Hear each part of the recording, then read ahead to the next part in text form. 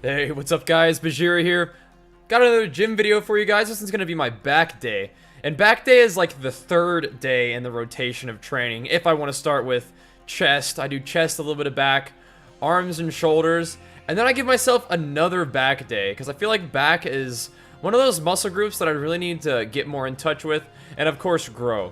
That being said, I don't think I'm going to be doing a lot of growing during a diet phase, but you don't really let yourself fall into that mindset.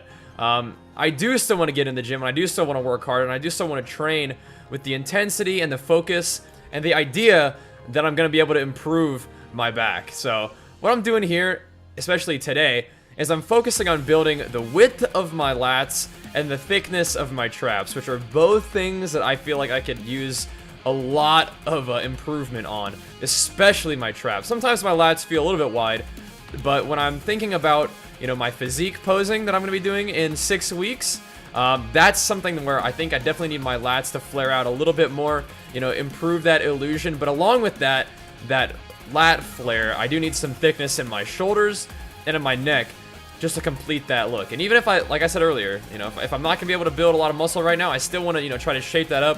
I still want to try to stimulate that muscle because who knows? Who knows what I can do? You know, maybe my pathetic baby traps are so underdeveloped that they actually can grow even when I'm only eating 2,000 calories a day. You know, maybe so.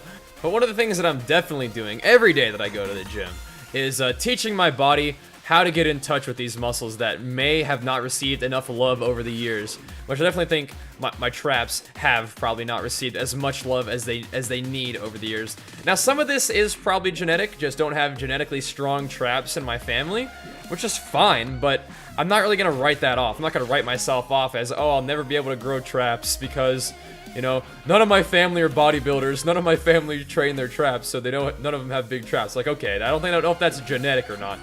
Some people do have just genetically huge traps, and that's fine. But I'm willing to put in the work. I'm not going to write it off as genetics. Just going to write it off as I haven't trained them enough. So one of the things I'm doing in order to engage my traps, even in, you know, seated row exercises, is I'm giving the traps a nice good stretch at the bottom, and I am actively pulling with my traps at the top of the movement too. Really trying to squeeze them at the top. This is going to engage my mid-back and my lats, and that's all fine with me. I don't mind. I just want to be mindful of everything that I am engaging so I can actively work those things. Even my traps in these exercises. But the other part of that is the lats that I want to work. So basically how this works for me is if you want to engage your traps, you pull with your elbows higher. So you pull with your elbows up. If I want to engage my lats more, I'd be pulling my elbows down more towards my hips. So elbows up towards my shoulders if I'm trying to engage my traps. Elbows down towards my hips if I want to get my lats involved. But like I said, with a row, especially a seated row exercise, I'm going to feel that pretty much everywhere in my back. And it's just a matter of what I want to focus on. Those are some little mental things to keep in mind. I'm going to switch it over to the pull down right now, and I'm starting off with a little bit of a narrower grip, a little bit of a neutral grip here. But the same thing applies. I'm driving down towards my hips if I want to get my low-hanging lats involved in this, and I'm pulling a little bit higher up, maybe towards my chest, if I want to engage my traps. And as always, the stretch and squeeze is an extremely important part of engaging these muscles, for me at least. It allows me to really feel the contraction of the muscle, and once you can mentally identify what it feels like to flex a particular muscle, that's like the key, the gateway for me to being able to train that muscle to have it to grow. You know, obviously, you know, early on you're going to be doing lighter weights, so this is especially going to apply to the beginners out there. Is you don't need to train really heavy early on, and it might not even help you out. The best thing that I feel like you can do is establish a really solid mind-muscle connection framework where you know what it feels like to engage a certain muscle. And once you can reliably engage that muscle with a movement, you can start adding more weight on there. But the second that you lose connection, the second that you start sort of forcing reps, is going to be a little bit less helpful to you. That doesn't mean that if you're feeling like an absolute beast that day, and you just want to go in there and tear some shit up, and like, as long as you're using, you know, safe form, I don't condone just throwing form out the window. But there are some days where instead of being on the bench press and I'm, you know, going real slow, focusing on the contraction, sometimes I just want to move heavy weight around, especially when I'm on a bulk, or, you know, I've taken a day off and I just want to go in there and tear it up. I think that's fine.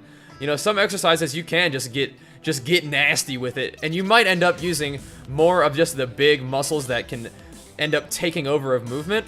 And you just, I think naturally, just the way that you've conducted your body over the course of your life, you may have muscles that are more dominant in certain movements than others. So for me, I don't think my traps are that involved in these movements that I'm doing for the most part.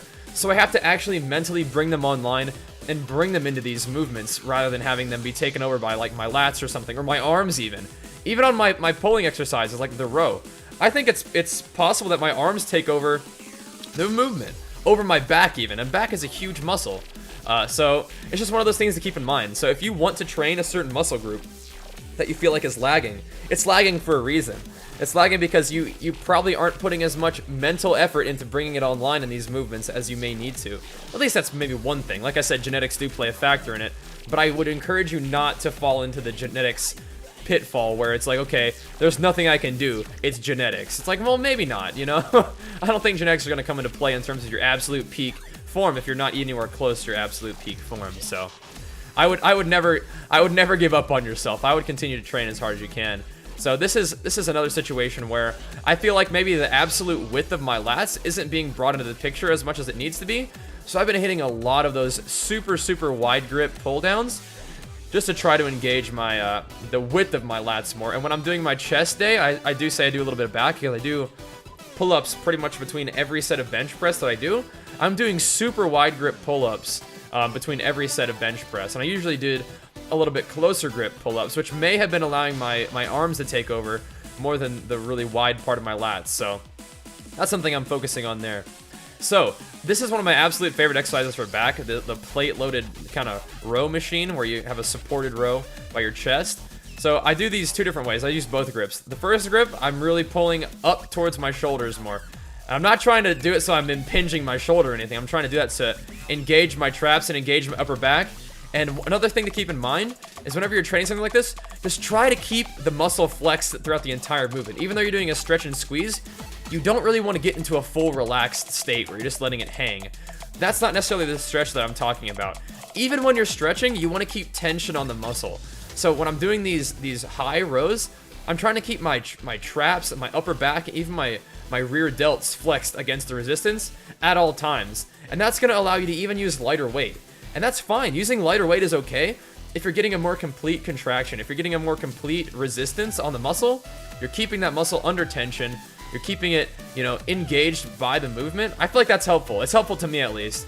And that's one of the things that I talked about before in my videos is that when I'm dieting, I'm definitely less against going with lightweight and really focusing and squeezing. I feel like when I have more food in my system, when I have more energy, I'm ready to just beast it more, and that's okay. But especially when you're starting off or when you're dieting, you're a little bit more of a fragile state. Really focus on the movements, especially if you're trying to build up a particular muscle group. Get in touch with that muscle group, really let it work, and don't have it be taken over by some of your bigger or more powerful muscle groups. But anyways, guys, that's gonna bring me to the end of this video. Hope those insights helped you out. Really appreciate you watching these videos. Be sure to give them some love in the likes, comments, and subscribe for more. Thanks for watching, dudes, and I'll see you guys next time. Peace!